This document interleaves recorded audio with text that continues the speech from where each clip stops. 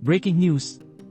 Kumakalat na pahayag ni Mon Tulfo sa pag-aresto kay Senador Bato, isang fake news?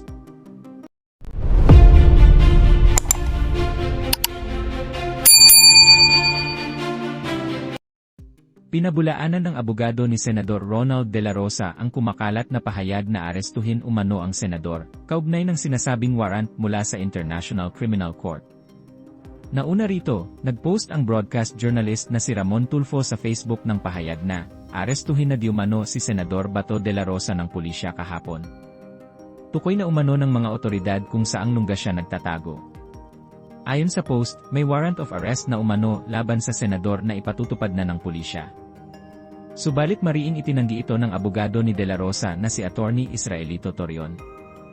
Sa kanyang pahayag, sinabi ni Torion, hindi ko alam na appointed na pala as spokesperson ng PNP si Sir Mon Tulfo.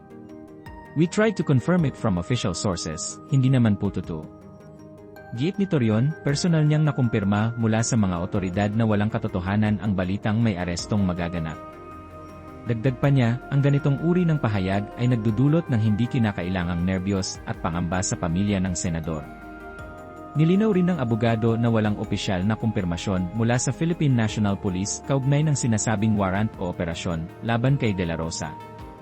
Sa gitna ng patuloy na diskurso tungkol sa ICC at sa kampanya kontra droga ng nakaraang administrasyon, nanawagan ang kampo ng senador sa publiko na maging mapanuri at huwag basta magpapaniwala sa hindi beripikadong impormasyon, lalo na kung nagmumula lamang sa social media posts. At kung kayo naman ang tatanungin mga kababayan, ano kaya ang inyong reaksyon at komento sa balitang ito? Please comment down below at huwag na rin kalimutang i-like at share ang ating video. Thank you for watching.